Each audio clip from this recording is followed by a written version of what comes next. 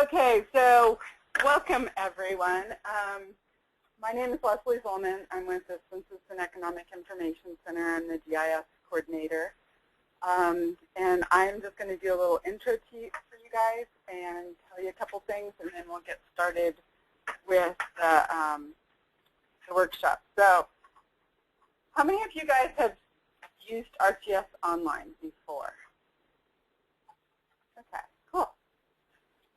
So first of all, I hacked their LinkedIn pages to get their photos. But this is the group of people that will be presenting today or helping. So I'm the first one there.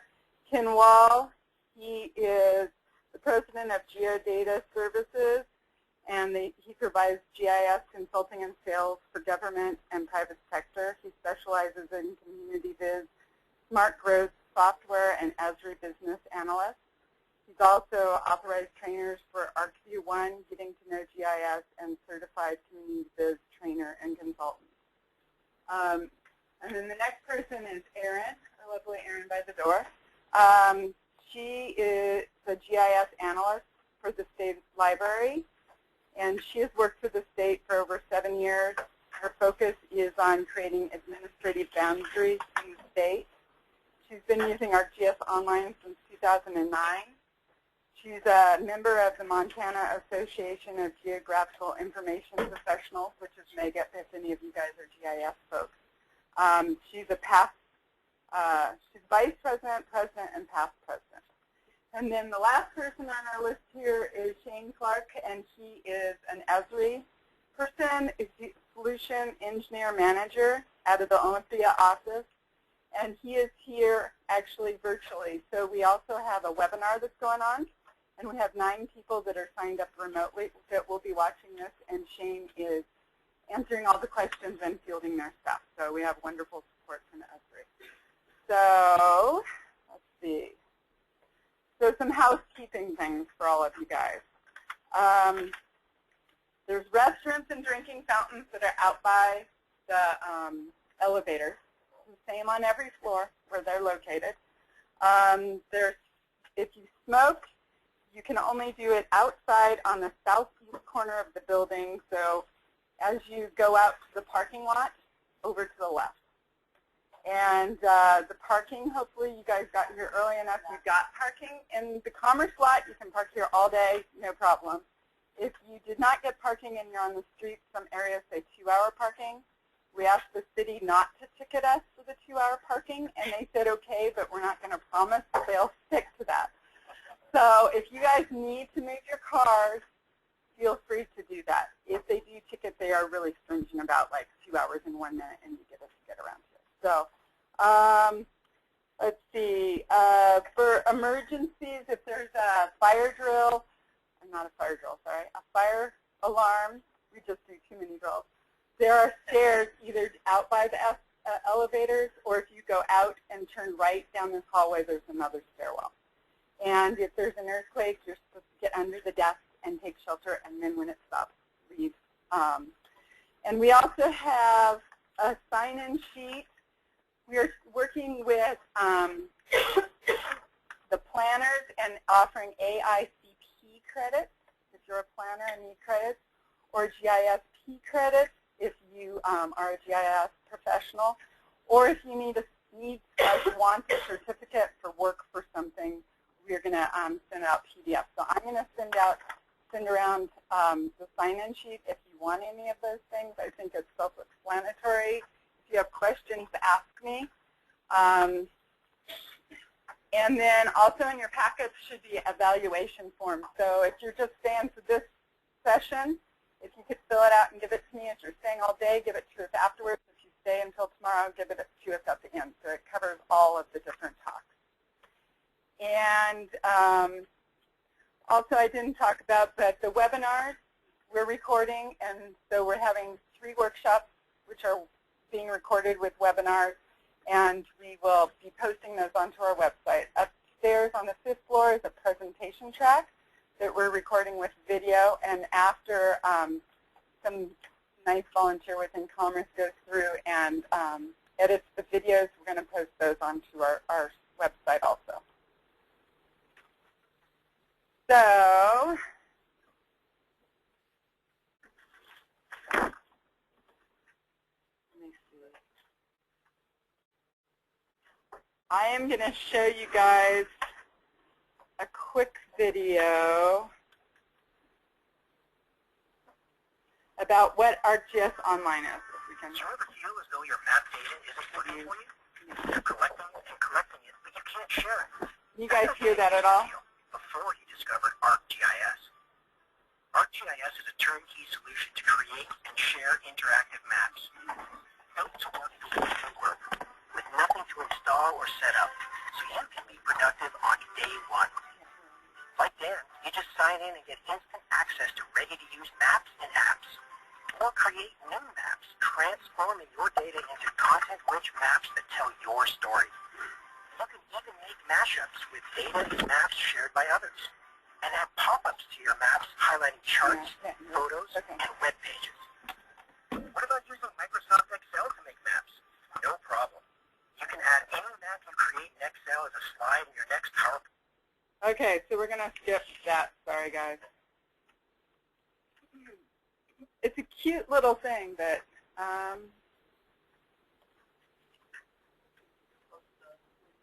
yeah, I'll post it. It's just Esri's little intro to what ArcGIS is. So basically, ArcGIS Online is in the cloud. You saw those cute little clouds in the video.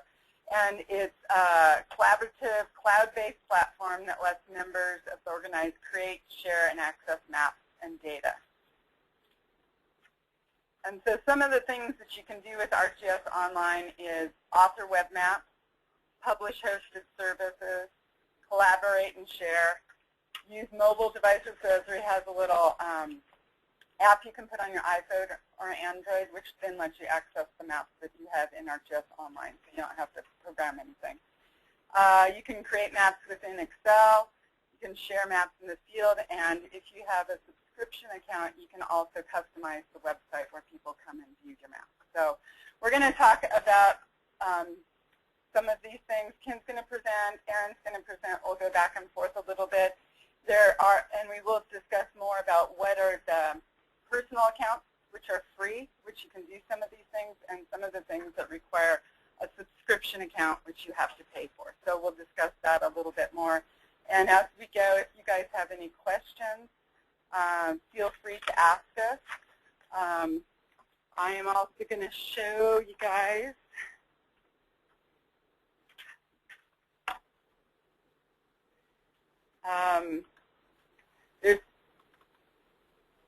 we have an agenda that is up on your desktop. So on your desktop, you should have a little folder that says AGO, and inside is an agenda. And we put that there because there's a lot of links that we'll go through as the day goes on. But I'm going to just cover a couple of the links on here.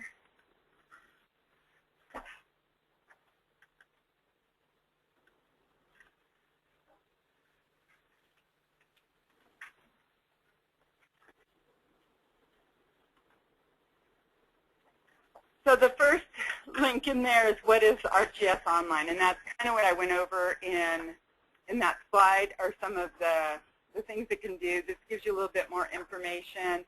It has more videos that you can then watch when you can actually hear them. There's also a tab here that's for blogs, and Esri does a great job of, I don't know why it's not working, a great job of providing training information and how to set things up. So following the blogs is a good area.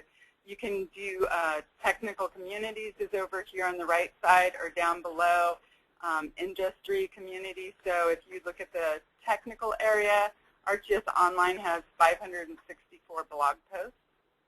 And you can just go through these and look at some of the interesting ones.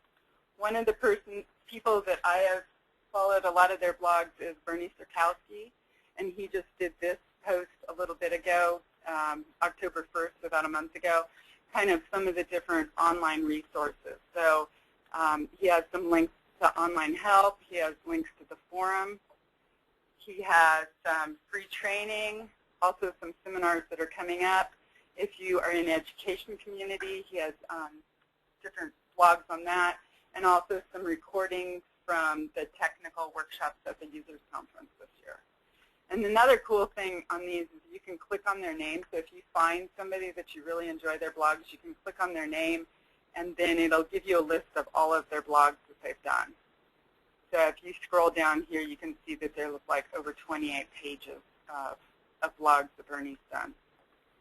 And then the last thing I kind of wanted to cover is just the help page in general. So today we're going to go through a lot of things. Ken and Erin will show you a lot of different things you can do. They've spent a lot of time putting together handouts that kind of give you step-by-step, but also Esri's website, their help website, is really awesome for going through things. So like let's say you remember Ken said something about adding content, but you're not sure. You can just click on that, and then if you want to add items from the web, you do click on that, and it gives you a lot of steps. So it's everything from adding content to like administering your organizational accounts if you end up getting an organizational account. So it's a great place to have those things. You have the link on these desks, these computers, to view the links within the agenda today. We also have put up web pages for each of our workshops. So in that, on that web page, you can also download a digital copy of the agenda, so you guys can have all of those links when you're home. And I think that is all for me. I was going to let Ken take over next.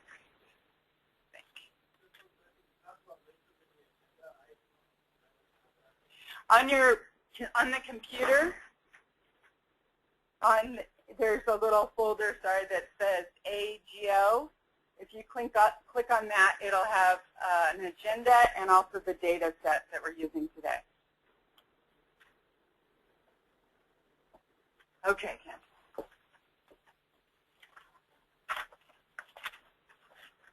So just a little more about me. I have a small business in Missoula, and I've been doing GIS since 1980s or so, and working with Esri's products since then, but mostly more in the 90s to now. Just by way of full disclosure, I am a Esri business partner and reseller. I'm not here to sell you anything today. In terms of the software that I'm showing you, we don't actually sell it anyway, Esri does, although there are opportunities for partners to participate with them on getting leads and such. But we're really advocating a lot. I work a lot with small rural governments and NGOs and everyday folks, and there's been a real sea change with this last couple of years with software, not just Esri software, but open source software, Google, and others moving to what's called cloud computing, which is running through browsers, cell phones, mobile devices, where everything is running on servers in server farms. In most cases, Amazon server farms or Google's or Windows and others. And so it allows you to access the data from many more devices. And there's been a sea change in how we can use and access GIS. I actually teamed with another Montana company, GCS Research, back in the year 2000 to work with Esri and Jack Dageman on this idea of at the time we called it a GeoWiki, very primitive type of a thing. So we were down there for 2 or 3 weeks, did a project that Jack didn't like at all. It kind of flopped because it wasn't his vision as you see today of ArcGIS Online. It was more of a rudimentary thing, so that if a researcher in Brazil found a cabinet full of plant specimens and others, that could be shared with scientists around the world, and they could get on a map together with an RSS feed and look at it. It's very primitive. He wanted a much bigger picture. He's now built that, and Esri is moving very much full-time towards that type of a model to supplement their hardware, their desktop, their enterprise server software. And just from our example, we're a small business. Right now we have 4 employees, and I have had a server in the past, Arc server, a big server like it's about that big, and it kicks out a bunch of heat. We have to always deal with air conditioners in the rooms next door to us because our room gets too hot. And it requires someone to come in at $100 and some bucks an hour to do anything we want to do on that server pretty much. And so we finally cut the cord with that as a result of this software, because now we can do it at the scale we need, which is really pretty small. We don't host any big enterprise, multi-division type departments. That you still need the big hardware for that, although you can do that in the cloud as well. But it's really been a game changer. And I think what's really exciting about it is it's a game changer in relation to community projects, and it's providing the tools and the data for people that haven't been GIS users before to get in and utilize this. And GIS, by the way, if you're new to this, is Geographic Information Systems. A lot of acronyms. I'll try to keep them to a minimum. And a quick example we'll show you later. We have some case studies later this morning. And one of my work on was with Michael in the back there, Michael Stone, and a group called Vibrant Futures.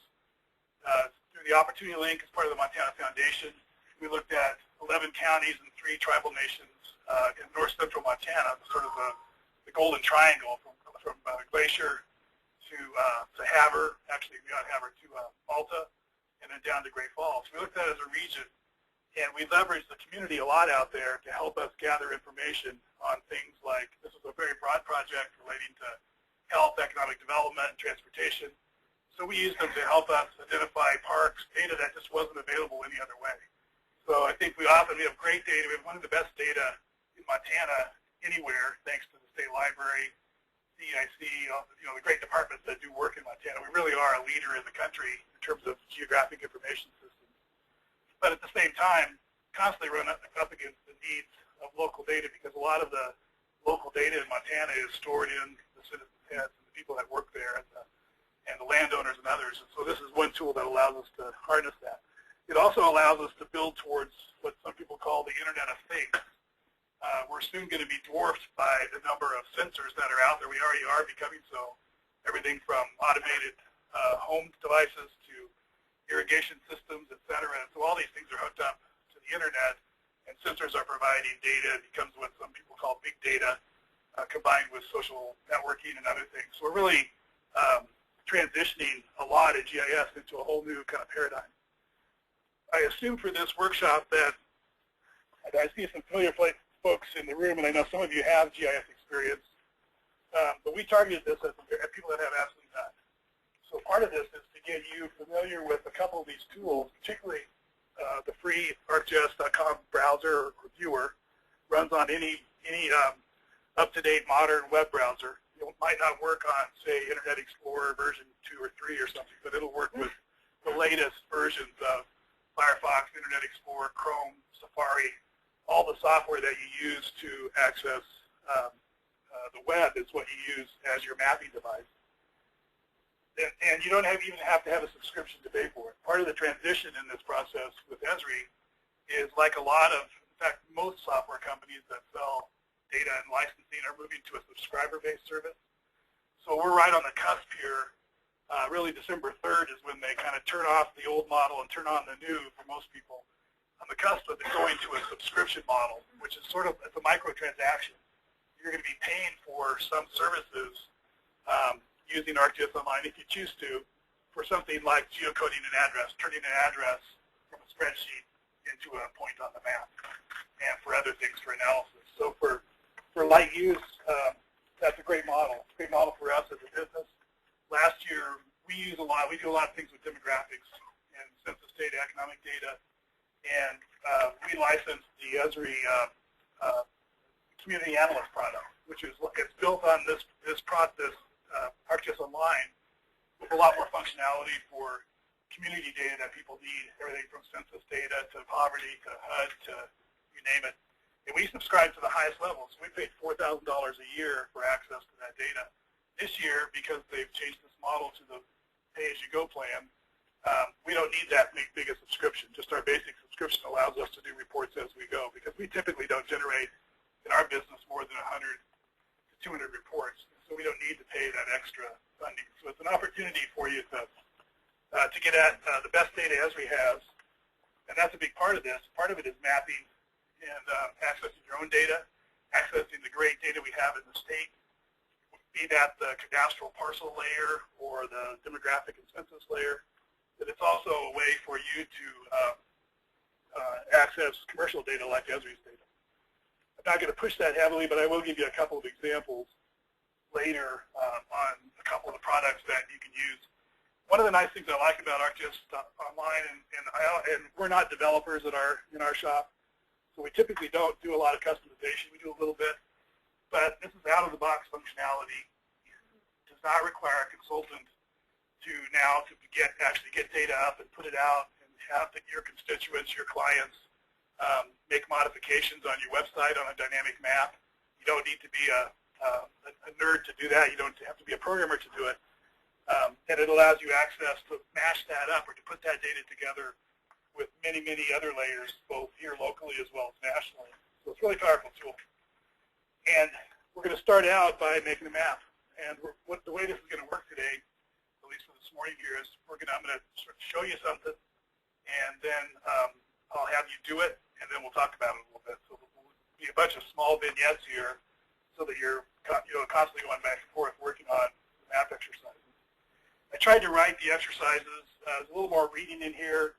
Haven't done this. This is the first time we've tried this today, so I tried to put a little more text and really detailed steps, assuming that you could use this handout later when you go back. You might skip through part of it today, but it is thorough enough that you can take it home and do it. And hopefully it'll be clear. I do welcome any kind of comment people have on the step-by-step directions. Just to get a better sense of who's here, a couple people raised their hands that they've used ArcGIS Online.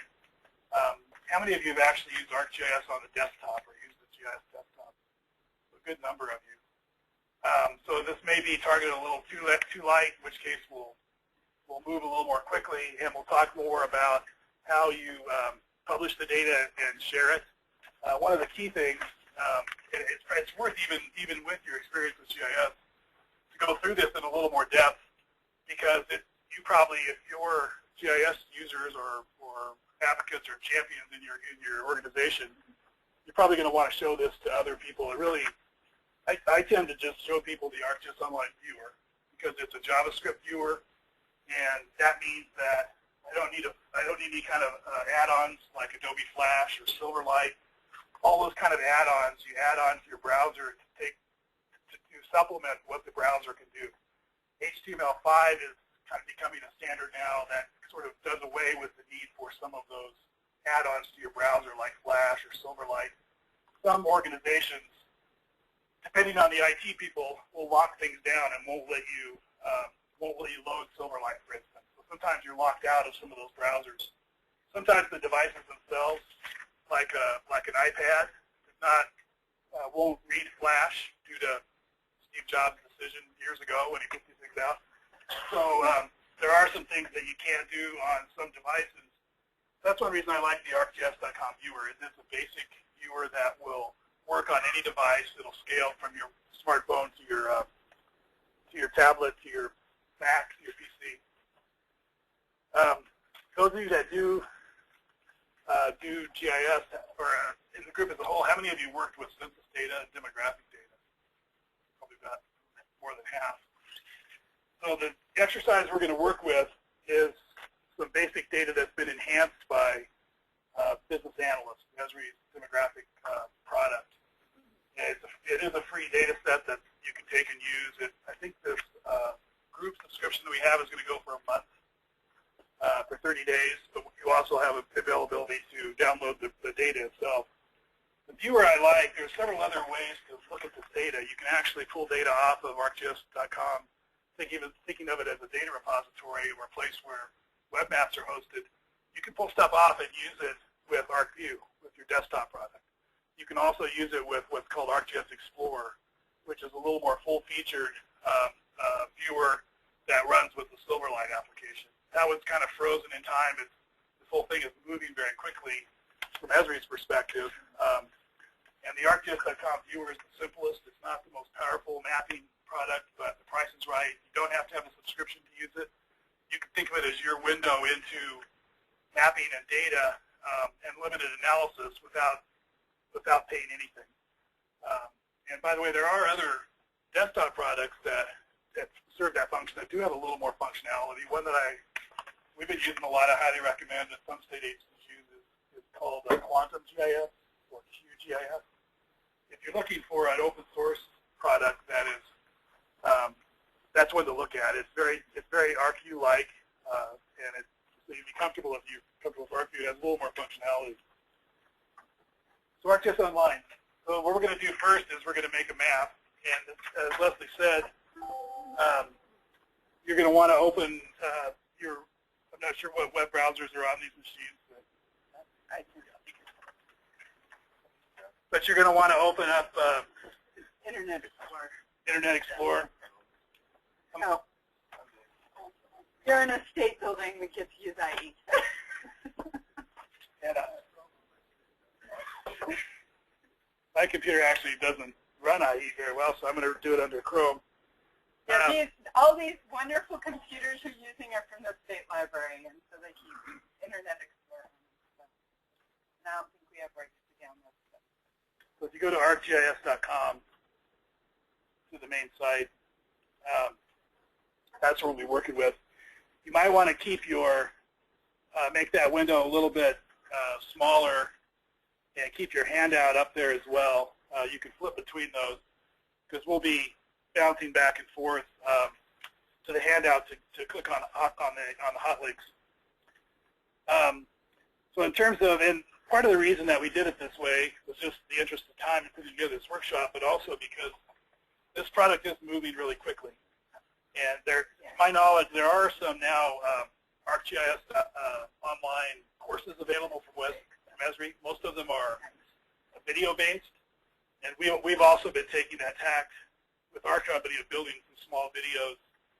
I had an interesting discussion Saturday. We had a Dev Fest, the Google Dev Fest in Missoula, and one of the speakers was from the Khan Academy. If you ever used that site, it's a highly touted site for doing math or teaching math and teaching programming and such. And they use their programming is all interactive, so that they can track users, millions of users online, and improve the product as they go. There's a lot of possibilities with online training now, but there is no that I'm aware of instructor-led training yet with ArcGIS Online. It's new, it's a moving target. Some of these links may change over time, but and this whole product, ArcGIS Online, is on a separate track from the normal Esri software, ArcView, ArcServer, and those. And so if you're system administrators, typically that stuff changes once a year with an annual update right before the big user conference in July. And they're up in the ArcView world, they're up to 10.2 is the current release of the software. This happens on a separate track, so this is sort of going, it comes out more often with updates.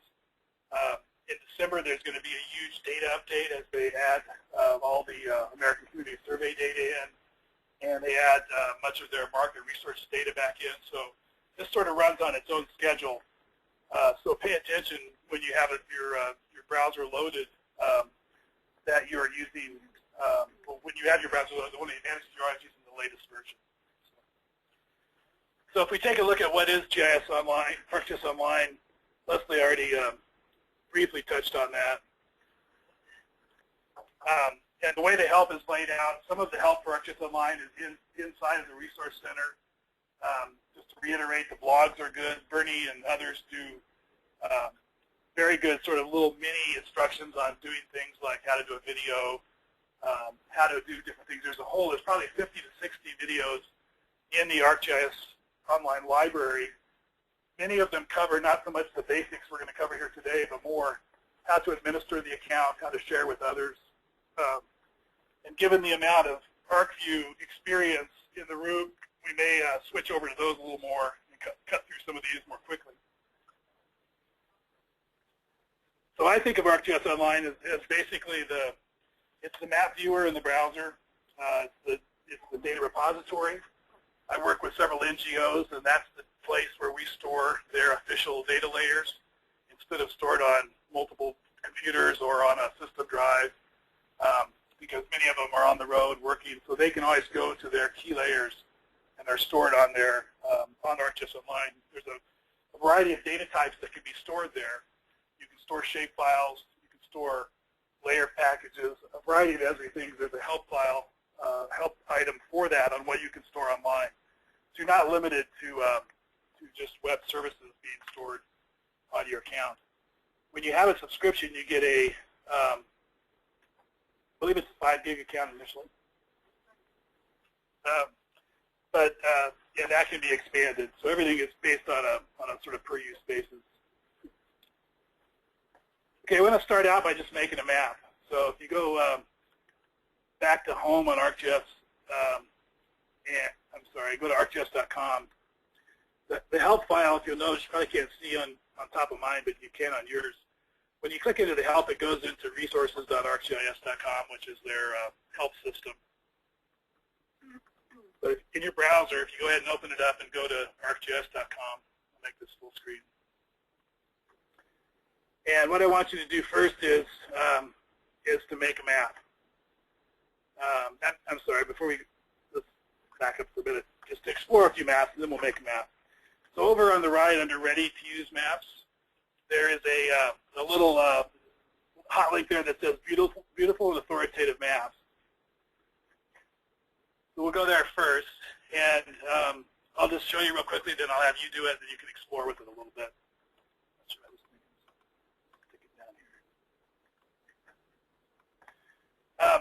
Now notice this is a map of imagery here up on the screen, and it's a dynamic map. It's in a little box window, but as I scroll in and scroll out on that map, it's actually dynamic.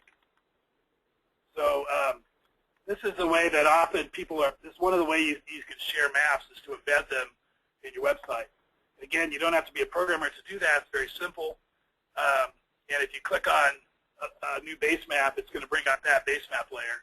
These are different types of imagery. As I scroll down to, for instance, the people map, if I click on one of the polygons on the map, it not only can I zoom in and out, but I can also pull up pop-up information. So this dynamic map on a website used to be something you had to hire a programmer to do and then have a service to provide it. Now it's something that you can do as a layperson. It's quite simple. We'll show you later this morning how to do that. So pop-ups and maps, and any polygon layer is going to have a pop-up associated with it typically, as do points and lines. So take a look at these maps first and just explore a couple of these on your own for just a minute. Practice zooming in and out. You should be able, if you have a middle mouse button on the map, you can zoom in and out with that. And can you tell us where that is? Yeah, if you go back to your handout, I'm sorry, this isn't on the handout. Just go to ArcGIS.com and the home. We go back there again. So I'm just at the basic window. I'm not logged in. Sign in is up at the top. You don't need to do that yet. And click under Ready to Use Maps. Click on Beautiful and Authoritative Maps.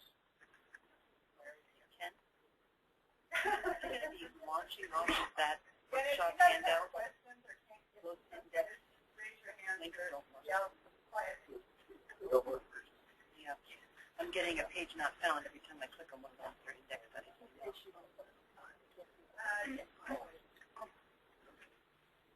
Make my screen resolution down.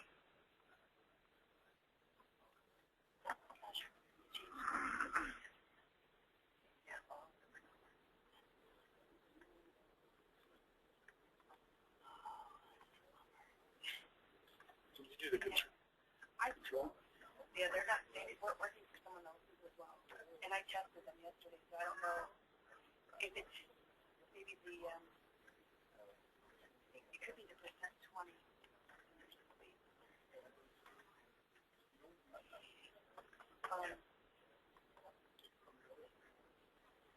It might be the way that Internet Explorer opens it on this machine. Could be because I just did a Chrome. Yeah, and I requested Chrome, unfortunately didn't fit on it. Yeah, there's something going on with the link in the document, and I think it's because it's the settings on the machine and Internet Explorer. If you guys want to try Firefox, perhaps, there is Firefox on the machine. There's no Chrome, unfortunately, or if there is, you're in luck. But I would, it yesterday, and they're working for Ken. His machine, I think, unfortunately, and because of the Internet Explorer, there's a %20. And if you do any kind of web development, you know that if there's a space, it sticks in %20. If you remove %20 from the link, that might take you to the right spot.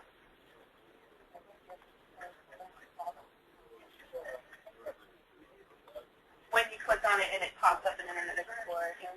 Yeah. I don't know if they usually go to the %20. Yeah. See if that works. Yeah.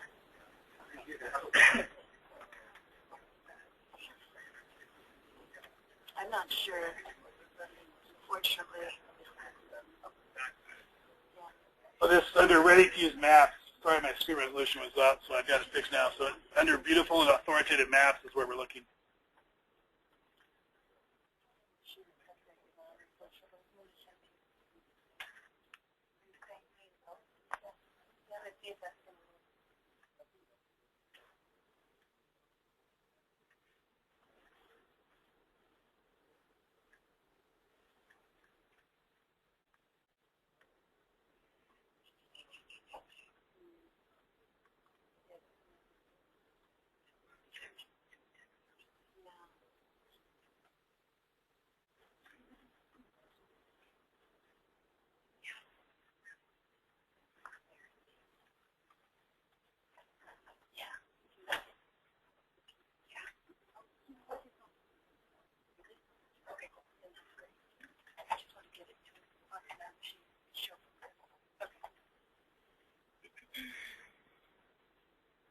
So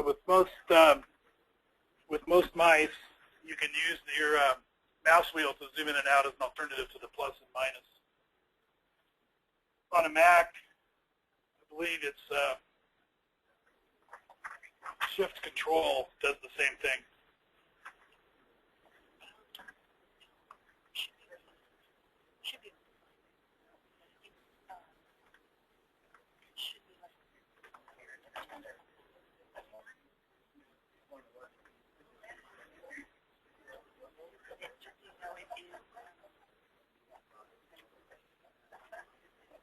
So after you've looked at a few of these maps, what I'd like you to do is to go up to the top of your screen and click on Map.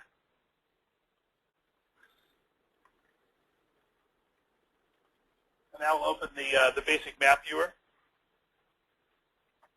Again, we're not signed in yet. We're not logged into the subscription. We're not doing anything that requires even establishing a public account. As Leslie mentioned, there's two types of accounts on this. One is a public account that you can set up, you can share with people. You join the Esri ecosystem, essentially. It's like joining Facebook or LinkedIn or anything else. So you sign up with them, and you can get a free account with a 2 GB limit. You can share maps and such. There's limits to what you can do in terms of analysis and forming groups and collaboration, but you can use this with a public account for nonprofit purposes, non-commercial purposes. So you can use it as an individual that way. You can also use it without any subscription, as we're doing now, as a basic tool. You're just so limited in terms of how you can share with it, but you can use it as an exploratory tool to bring up data, to bring your data into it, etc. So this is the basic interface. And we'll take a look here first and get comfortable with that, and then we'll go through an exercise on basically the bottom of page 1 of your paper handout on making a map. So I'll show you real quick first, and then I'll have you go through that. So up at the top, there are some menus, and the main menu is under the ArcGIS icon or word ArcGIS at the top. That's much like the main menu back where we were on the main page. It goes to Home, Features, Plans, Gallery, and Help. So as you move from map to map today, you're typically going to be going up and clicking Home or clicking Gallery, and it's going to look a little different once you're logged in, but it's very similar to the same location. So instead of closing the window when you change from one map to the other because it's a browser window, you can do that, then you just have to log back in. Normally you'll go back to the top left in order to go to one of the other functions. This map is just generically called My Map. It's one we just created without any kind of a login or permission or credentials. One of the neatest things about Esri stuff is the base maps. So similar to Google and other sources, they've put together worldwide base maps, and they've stitched these together. They're not editable maps. They're base maps that are typically underneath the layers that you have on your map. If you think of it as a stack of, if you think of your layers as a stack of like acetate overlays on top of the base map is the paper map that's on the table below them. And the base map gallery is similar to those of you that use ArcView. It's the same base map gallery. Essentially, the way these are created by Esri and by Google and MapQuest and all the others is they have maps made around the world at various scales, and then they create images of those, and they stitch them together seamlessly. That's why they're so fast. It's called a cached file cache map, and it basically allows you to zoom into different scales and see things from space down to the picnic table, basically. So if you click on a different base map, your base map is going to turn to that base. And as you zoom in and out on these, it gets very detailed, and the detail changes accordingly as you zoom in. So it's really made up of millions and millions of stitched together maps that come together to be a seamless map of the world. These are free. There's no, even when you have a subscription going, there's no cost for those. So you essentially have a free use of a worldwide topographic map, image map. They keep these up to date over time. There are tools with ArcGIS Online to allow you to work with Google as well. There's a special new Google toolkit that just came out that allows you to do that. The save and the share we'll talk about later. They're functions to save your map. The measure tool you'll do in this first exercise, where you actually go in and measure things. So you activate one of these tools at a time, and then when you click on the tool inside area is the one I'm clicking on first, the one on the most far left. And then as you click on the map, following around in make a polygon, it's going to report the area in the units that you choose for that polygon. You can also measure lines and get points if you're using, for instance, a GPS receiver. Over in the table of contents, there, which is this area on the left of the screen, that right now says Make Your Own Map and has these steps. Notice there's 3 buttons there at the top, or 3 menu items. The first is the details. The middle one, if you click on it, shows the contents of the map, and the one on the most far right is the legend. Right now there's no layers up, so it's just a legend. So in the exercise, starting at page 1, I'll have you do that and get comfortable with this basic map and actually create your first map. When you're searching for layers, you'll be using the Add button. And in this particular exercise, you're just going to be searching for layers. But notice that you can add other layers from the web, like a Google file, for instance. You can add layers from files. So if you have shape files or comma-delimited spreadsheets, you can use those. And you can add map notes. So go ahead at the beginning of this. It starts with the base map gallery. I'm sorry, it starts at the bottom of page 1. Make a map of your own. And let's spend a few minutes running through that. We'll come around and help if you get stuck.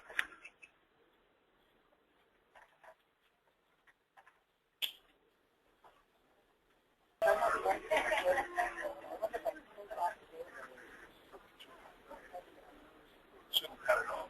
Yeah.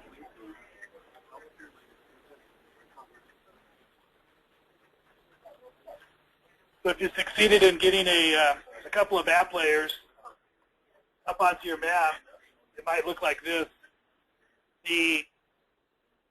When we add a search for layers, it pops up the Find button, and by default, it's ArcGIS Online.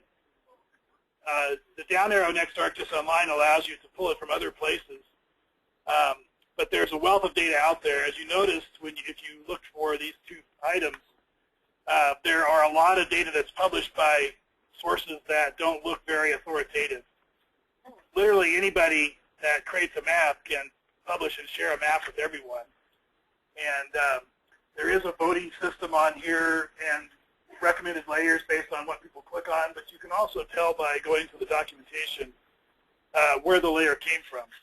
So it's a bit of a hunting process to try to find data sometimes, but as you work with it more, you'll find that there's some sources that are trustworthy, such as, Esri's data is typically quite good. You might go to the USGS National Map is another good source. You can go to the state library. Erin's going to talk about this later, because you can add web services from the state. For example, a lot of people like us work with the parcels in Montana. We use it for regional planning, and we pull a lot of data from the parcels.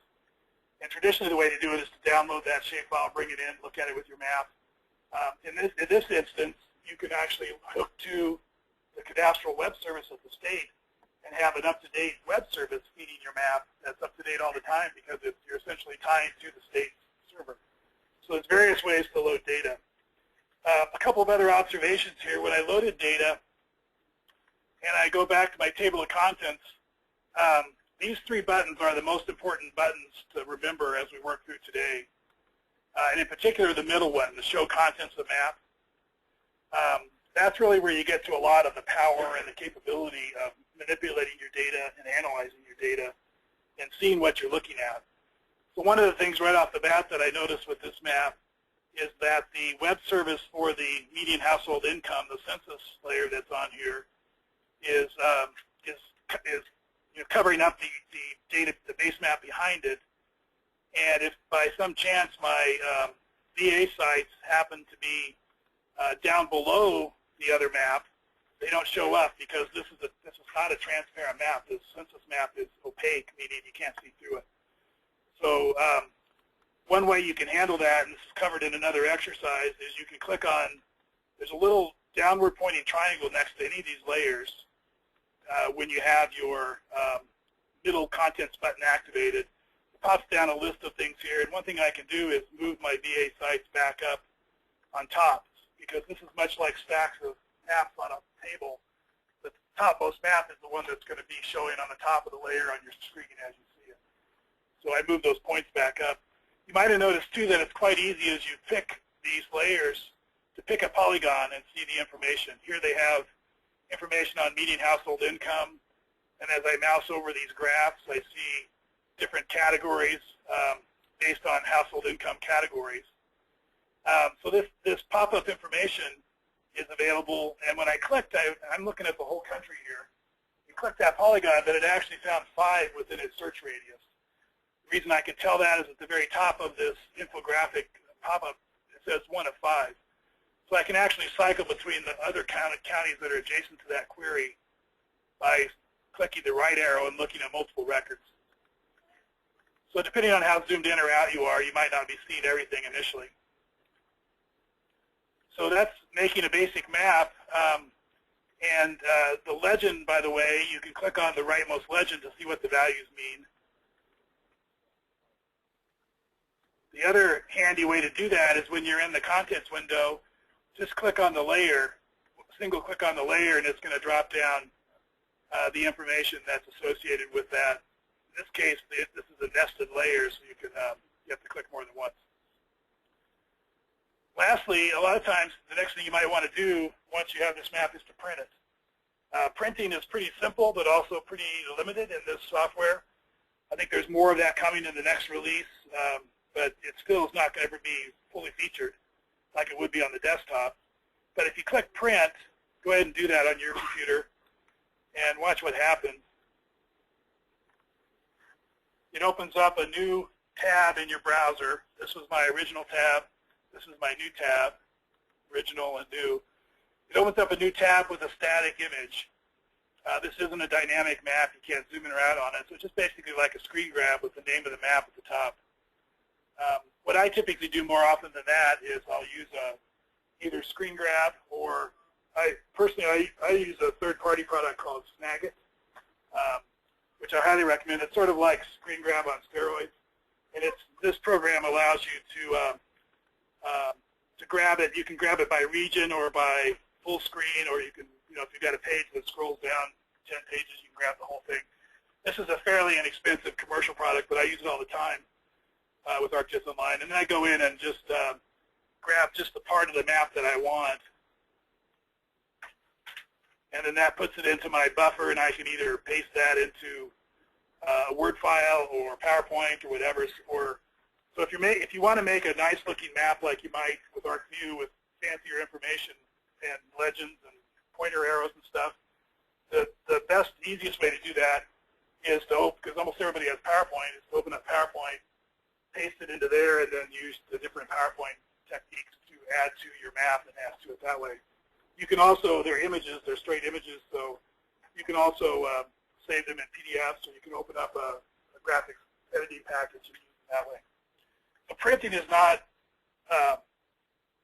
a strength of this particular product compared to some more full, commercial GIS, but you can get the basics done. And more importantly, you can share this map. You can share this map and save it with others dynamically. So many times you don't need to print out as many maps as you did before. Lastly, this operates like most things. If you type in an address, you can go ahead and type in your address in the Find Address on the right.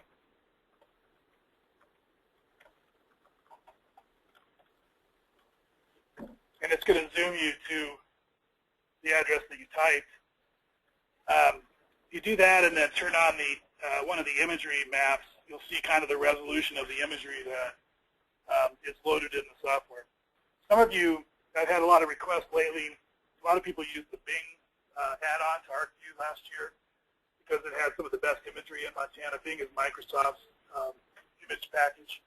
They went to a different sort of subscription with that. It's still available through Esri, but it's not available through ArcGIS Online. But I found that the Esri one is really quite adequate for most places in the world. Ken, can you speak to where you can get the information about the data sets, essentially the documentation? Yeah, the documentation is the leftmost. In this case, we haven't saved it, so it's not there. But the leftmost mouse is where you get to the metadata, or the leftmost about this map is where you get to the documentation once you've saved a map. So once you save it is when you can understand what the data is that you've grabbed, as Yes. opposed to being able to judge that data before you put it in your map? Yes. And if you're looking at an existing layer, like let's go back and look at one of these, like the median household income. On there, I click on the middle button, the content button, scroll down. Again, this is this real downward pointing triangle is the way you get to the meat of the different functions. Scroll down and click Show Item Details, and then that's going to give you the full metadata or documentation. So you got to add it to your map first to really get to see what it is. Yes. Okay. And those of you that click Save and tried to save your map, that's where we run into the first limitation of needing a subscription to use it, whether it's a public subscription or a commercial one. Okay, we're going to go ahead and move into the second exercise. If you didn't quite have time to get through that, don't worry, because you can take this home and try it. Again, you don't need a subscription for doing what we have done so far. You can search for data layers. You can add your own data layer. Let me just show you real quick. We'll cover this in a little more detail later. But I just clicked Add. Let me do it again. Clicked Add and Add Layer from a file. You don't have a file to do this, so just watch for a moment. And then I'm going to go out and look for one of my files. So I'm just looking on my hard drive for a data layer that is zipped. So I'm going to bring in the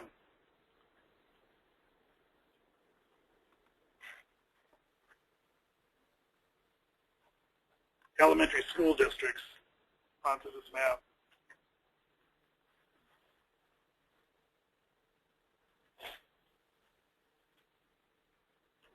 map, I zoom out. So again, I haven't got a subscription or done anything yet, but I'm still able to add the school districts for Montana because I had it as a shapefile.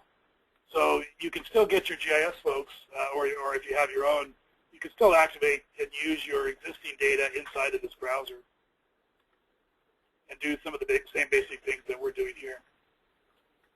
Everything we're doing, by the way, can be done in identical fashion, although using your fingers to your mouse with an iPad or, I believe, an Android tablet as well. Questions so far? Yeah.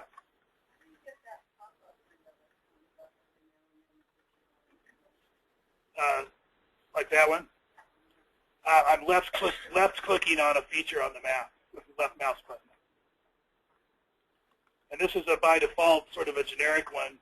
A lot of times in the window you'll click on one and it'll go off the top of the screen. It's behaving pretty well right now, but if the box is off the top of the screen, you can just pan your map down, hold your left mouse button, pan down to see it. Those are configurable. We'll do that later this morning here in an exercise. The other thing I skipped over but isn't always obvious is these check boxes next to the layer. The white box is a toggle or visibility toggle. When you check it and there's an X, it's going to turn on. When you click it again, it turns off. The other trick, depending on symbols, sometimes are hard to select. They do have check pop-up boxes as well. If you got a lot of layers on top of each other, sometimes it's hard to pick them. You have to zoom in a bit. Typically, if you have push pins and things, if you click at the bottom of the push pin, it will select it. So it's a little bit touchy sometimes trying to pick information fields when they're points.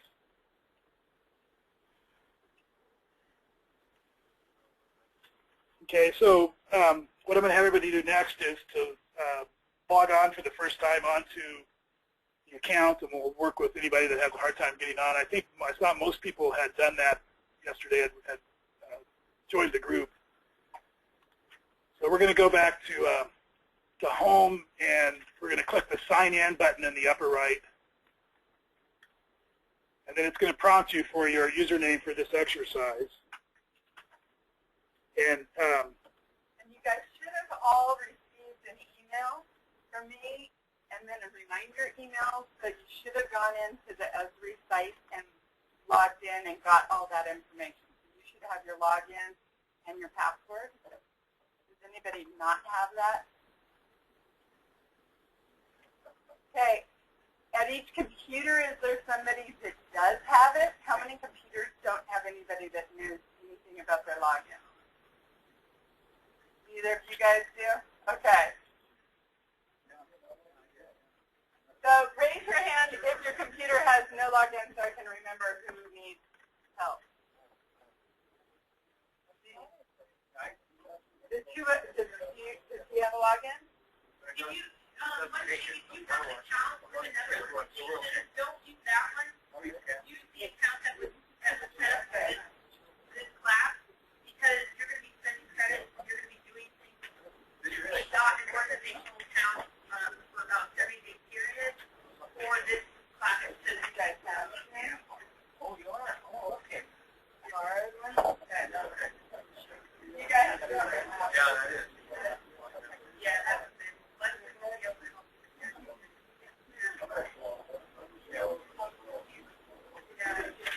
if you're successful, you should see this. Click on home, you'll see this featured map gallery.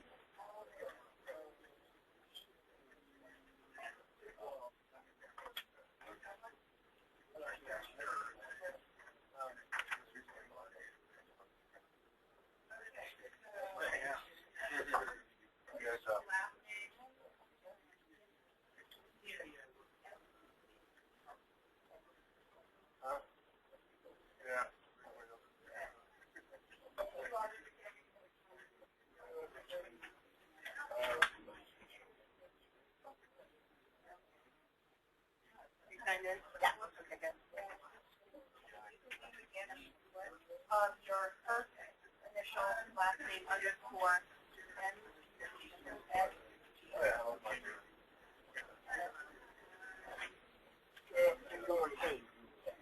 All in lowercase. Unless you're an instructor that has uppercase. What? You're one of us. It's like, she had an upper. I'm like, oh, which ones are upper? I am,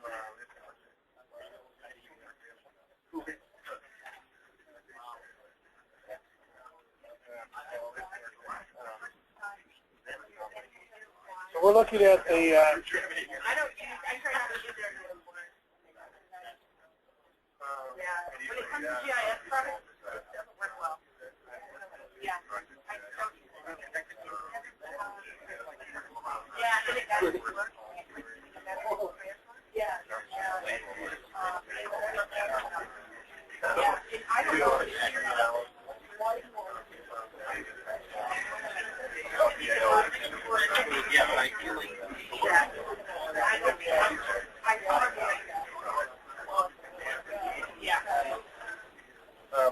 for those of you that are still getting to the page, we're going to move on, and you can get some assistance from Erin or Leslie. So this is you click on Home. This is the main gallery page for the CEIC Data Users Conference,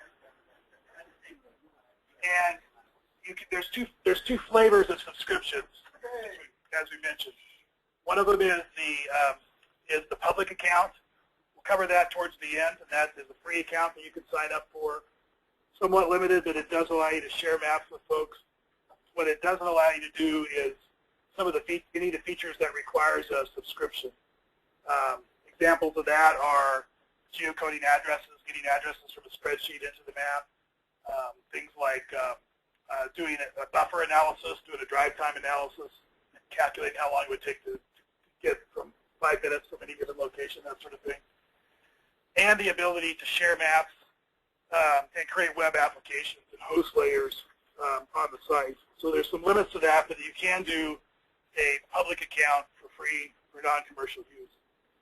Most of you, those of you that raised your hands that had ArcView, already have a subscription account because they gave one to everybody along with 10.2.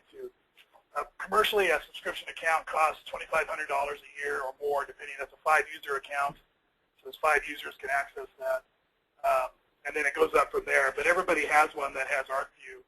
Many of you are on either the state license or a local government enterprise license, or a university or an education license, or a BIA enterprise license. Various ways. A lot of enterprise licenses in the state that allow where an agency has negotiated with Esri for a across-the-board account.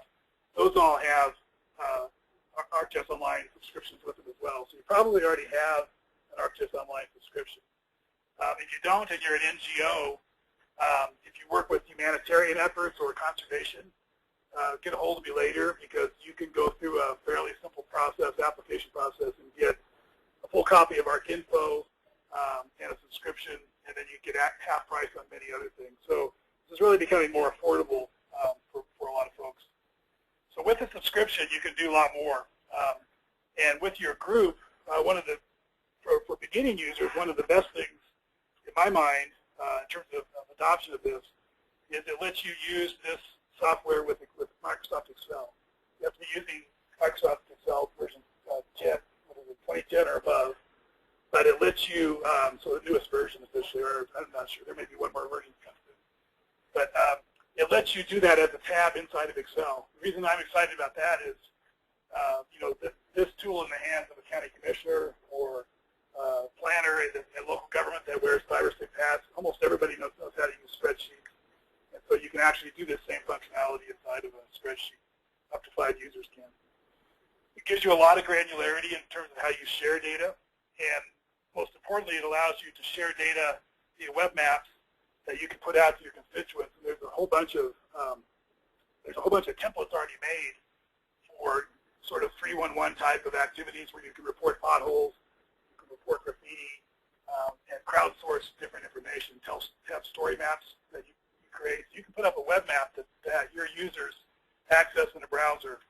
We'll have some examples about that later. So we're going to now work on the same thing. We're going to work on ArcGIS Viewer, just what we did with Make a Map, and now we're going to do description, and we're going to learn the rest of the basics in the next 15-20 minutes of how to use the browser. I'm going to skip over some of them a little more because they're probably pretty obvious to you, but I'll focus on the last three things most, which is the main things you use, looking at your data and being able to do filters, and the things you do more for analysis than anything else. So what I want you to do first, I'm going to be working off next the bottom of, sorry, I didn't put page numbers on this, but it's the bottom of the second page, third page. It says print a map and then details and table of contents. We're going to open up the Montana Schools web map, which if you're in this featured map gallery, it actually scrolls on to another set of maps. If you're there, then you just click on the Montana Schools map. And again, I'll show you a few things, and then I'll have you do a hands-on exercise. So sometimes with these web maps, it may be true on your computer as it was just on mine. It takes a few seconds for these layers to come up because in this case, we have some web services all that are stored on the Esri site. But as Erin will show you when she gets up, you can also link to web services that are on the state library, web services that are perhaps in DC. You can really make them called a mashup of maps from all different sources. And so one of these layers, if it's being slow, it could be because there's some internet connection issue or something between you and that other source. So you're actually not just, here we're looking at everything on the Esri servers, although those are stored distributively physically, so they might be in different locations. But it can get a little more flaky if you have a whole bunch of layers from different places. But some things may take a little bit longer to refresh than others anyway. So again, the leftmost has a little bit of detail about this map, and more details will bring that up. This one is not heavily documented, but it at least tells the source and a little bit of documentation, very minimal, some tags.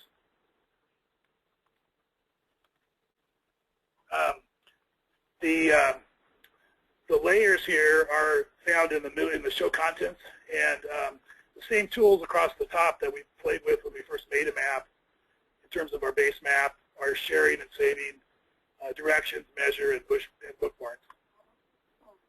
The most important tool here, the most important toolbox is this middle show contents of maps. That's the magic menu item that opens up the analysis for you. Notice that I've got my schools K-12 are on top.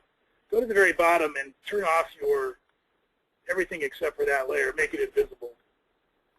And the schools here are just symbolized in green points. Those are on top because they're a point layer. And then below them is the secondary schools, which I've shown in this case with red outlines without any solid color. And then the elementary schools, and then some of the districts in Montana are unified, elementary and secondary. So in this case, you can sort of see through them, and so it's not quite as bad as before. You would still see the points if I were to move them. I'm going to click the right arrow down by the schools, and I'm going to move them down a layer. Now they're just below the red outline. I can still see them. I'm going to do the down arrow again and move them down one more. Now they're still...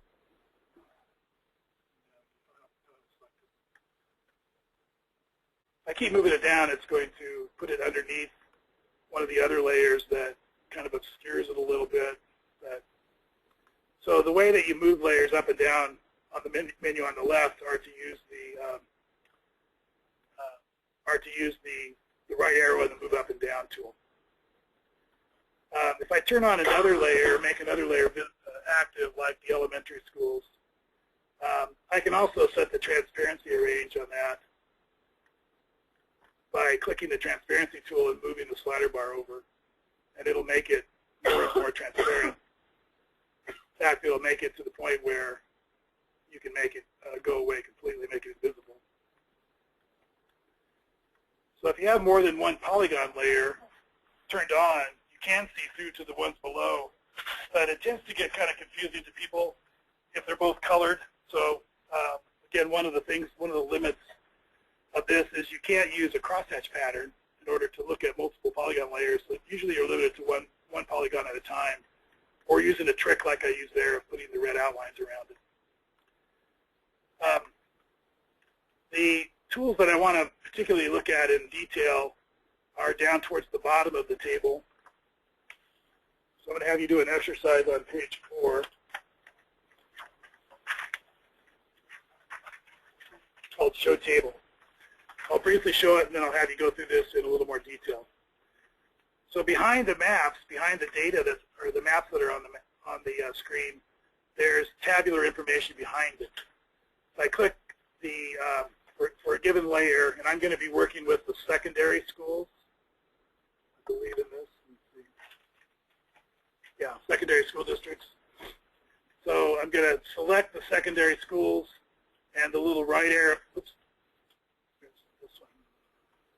Very top one I have on mine. The right arrow right down, triangle next to it. I'm going to go down and click Show Table. This table is configurable. You can bring it up and make it larger or smaller. Sorry. You can make it larger or smaller based on grabbing the little bar just above. It's sort of in the middle. It's hard to describe it. It turns into an arrow pointing both ways. You can hold your left mouse and make that a little bit bigger. And notice here that you've got all the attributes that are stored in this layer. And these, again, were pulled from Esri Business Analysts and apportioned to the school districts with 2012 data. At the top of the table, it shows I have 104 features. None are selected. So if I click a polygon, I'm going to bring this down again so we can look at Helena. If I click a polygon on the map, it outlines it in the sort of cyan color. It does the pop-up, and now that layer is visible and is selected. So now I have 104 features and one is selected. Down on the bottom right on my table options, the very bottom top of the table, if I click the down arrow on that, I can go to Show Selected Records, and then it's going to highlight that record that I selected, which is White Sulphur Springs, I believe. So the table exposes the information underneath it. And in this exercise, what you're going to be doing is several table functions where you show all your records, you show and hide some columns, and you work through how you select records. If you're familiar with ArcView, a little bit confusing at first. It wouldn't be if you're not, but the difference between, you can't select multiple records up on the screen one at a time, but you can select multiple records down in the table by holding your control key down like a lot of programs. Show all records. And you might want to, for this exercise, drag your table up so it's a little bit bigger. It'll cover up part of the map, but it'll give you a better view of the data tables. So if you are selecting multiple records, you just left click on one of them. You can hold the control key down, click on another, and you'll notice it's triggering those off above, and now I have 4 selected. If I look back on my map, there's going to be 4 different districts selected on the map. So these are all ways to filter your data to look at smaller numbers than the whole database. So starting from the show table, I believe it's on page 5, work through that exercise, and then we'll do a little bit with filtering. We'll just spend about 5 minutes on this just to get comfortable. Again, there's not going to be time for all of this, but you can go through it in more detail at home. So play with a couple selections and try to hide a few of the attributes.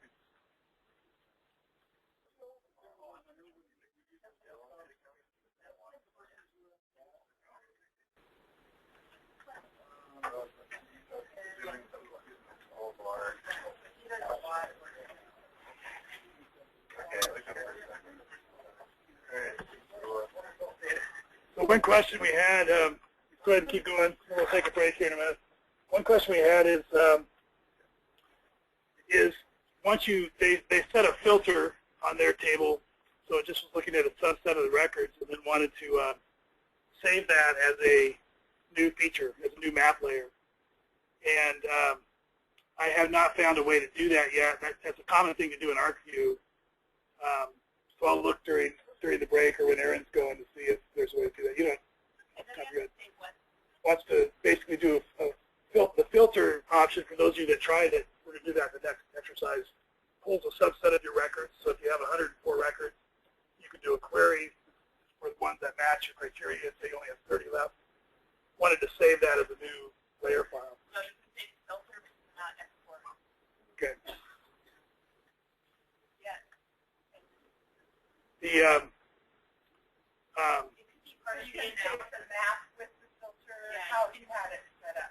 You can save the filter that way, and if you have large data sets, that's probably a smart thing to do if you're looking at a small area. But Ken, is it in the new and out tool? Yeah, there is. I mean, some of you might have noticed this data set is the school districts. It's the regular school districts that Erin distributes to the state, but it has a bunch of demographic data loaded. And what I did for that is I used the desktop, but I used the business analyst function. Uses the same method here. Whenever you lay a polygon over the top of another layer, in this case, most of this data is coming from block group census data. So in order to lay the census districts over, they don't match the census areas, of course. And so the way that this software works, as well as Business Analyst, is it uses what's called the block centroid method. So wherever the, I've got a graphic later I'll show you. It's easier to describe them in words. But essentially it lays this larger school district over the top, cuts through different census blocks, and it apportions the data to those census blocks based on the actual blocks inside of that. So it does it on a proportional basis rather than an area basis. And that's what you can do with analysis, is take one layer, lay it over the top of another. The tool that they use here is called geo-enrichment, in order to populate information from one layer to another. So that would be a backdoor way of doing what they wanted to do. So it would be sort of a workaround by creating an empty layer and then dumping your query into it each time. Okay, we're going to do two more real quickly and then take a break. Filters are the most important, and I'm just going to show you that one, and you can play with that at home, and then I'm going to have you color the map and do symbology. So the filter can be accessed two different ways. One way is, as a few of the groups already did, when you click table options, the top option is filter. The other way you can do it is over on your basic contents window with the same selection tool to pull up your selection pop-up. You can go down and do a filter towards the bottom. Either way, it brings up the same interface. So we'll just do it here. So the way the filter works is you're essentially trying to reduce the number of rows or records in your table. The columns are often called attributes, and a column would move this over. The column includes detailed information that could be text or numeric. The rows are the records. In this case, we want to go from 104 down to a smaller number that meet a subset. So we're going to pull down, and we're looking at secondary schools here. So we're going to pull down the number of 2012 secondary school age kids that is at least one. I usually do it this way initially, just to make sure I have all of the records selected. And probably have the wrong school, so put 0.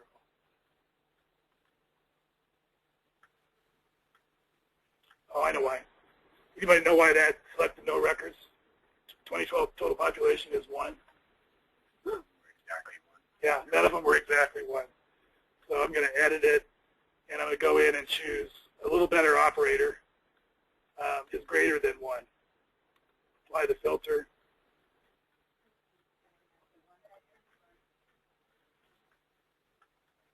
And now I've got all 103 records. So in this case, I want to look at do a filter here, same way. So I want to look at the data a little bit before I actually start that. And so go over to the table of contents. I could look at the legend, but I'm just going to expand it here. My Montana secondary schools I'm actually in the wrong table, but I'll go ahead and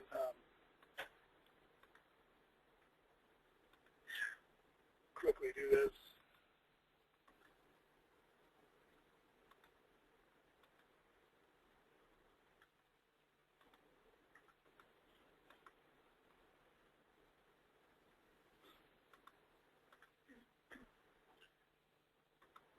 Actually, I'm going to go back home and go to the other map that I'm supposed to use for this. So it's Montana secondary schools. I've already themed this layer into categories ranging from 0 to 7,815.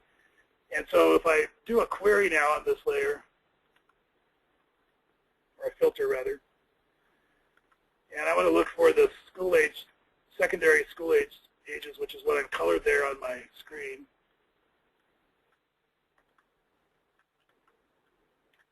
And I want to do is greater than, and I want to look at the ones that are greater than this lowest class. So I'm going to do those that are greater than 33.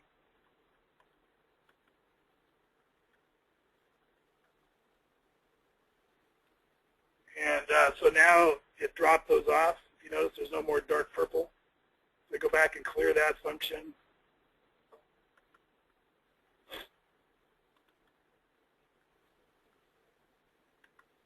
So go back and make it just larger than 1 and apply it. Then these darker purple, like the ones along the high line, are showing back up. So essentially by setting the filter, I'm eliminating various characteristics. One good way to do this might be to look at those school districts that are growing in the state. And those could be the lower population or could be the higher, but the ones that are growing the most. So I'm going to do a filter, in this case, where the 2012 population is greater than, in this case, I want to look at another field. I want to look at the 2017 population of the same age class. So the filter here is to look at the 2012, 15 to 19-year-olds that are greater than the 2017. Should be less than, right?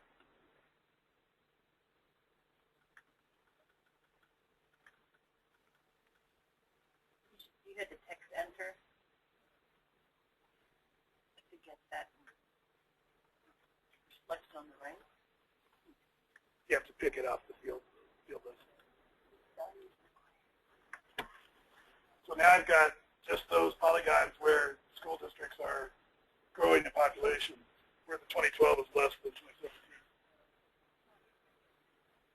which isn't very many, interestingly enough, the large towns.